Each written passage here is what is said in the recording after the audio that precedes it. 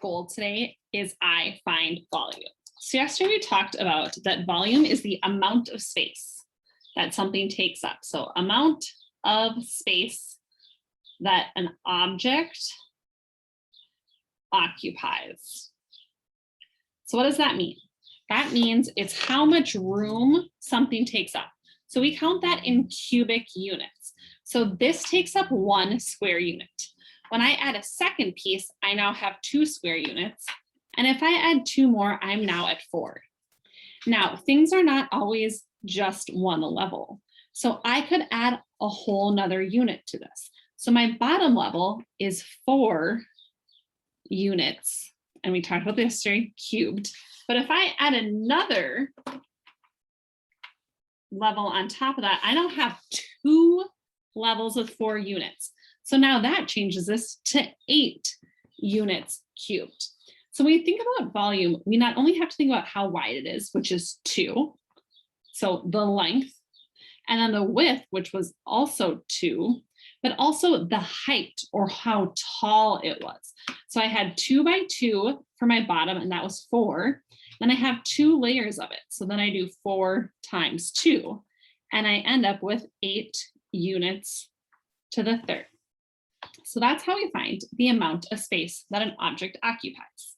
So we'll do a couple more examples like that. So right now we have 1 layer of 10.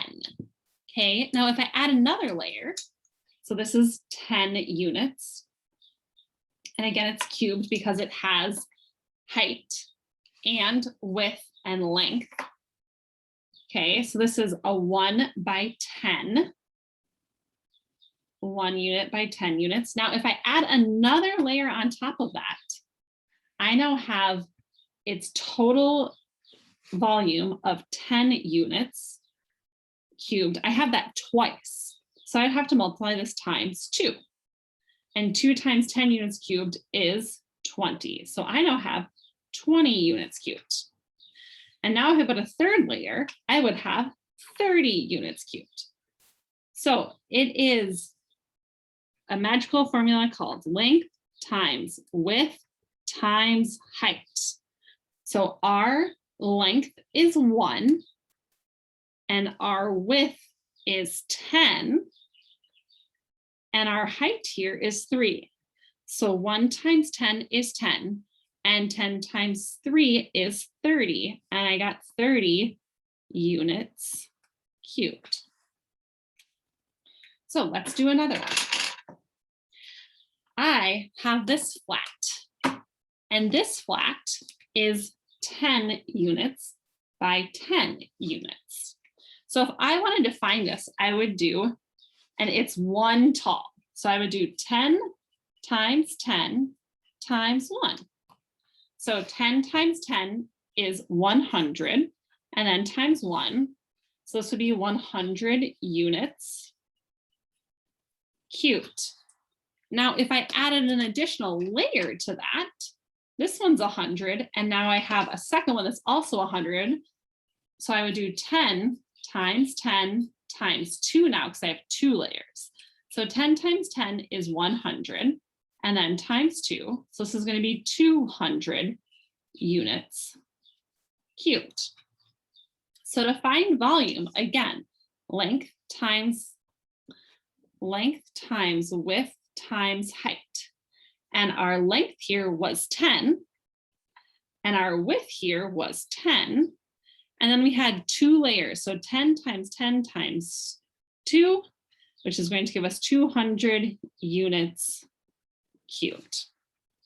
Now, we can also just take this out. We don't always need a model. We could have a drawing of a rectangular prism. So this is a rectangle, and then when it makes a 3D object, it's a rectangular prism. So this could be 4 inches by 7 inches by 3 inches. And then I can use my length times width times height. So I can do 4 as my length times 7, which is my width, times 3, how tall it is, the height, equals. And then I can multiply them. So 4 times 7 is 28. And then I need to do 28 times 3.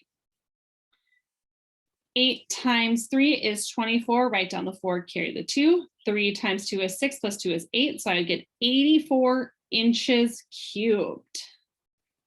Okay, the other way to know that this is a 3 is I did 1, 2, 3 numbers. So it has to be cubed. Okay, let's do another example just using the formula to figure out our volume, also known as the amount of space an object takes up. If I had a shape,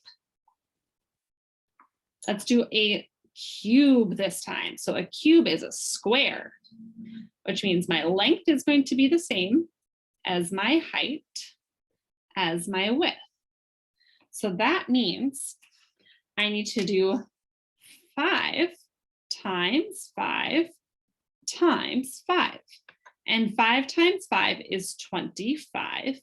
And 25 times 5 is 125. And that's going to be feet cubed. So today you can use the formula, or you can count a layer and then multiply it up to figure it out. Again, this is like finding that layer and then multiplying it by the space upward. So good luck with this today, and I look forward to seeing your work.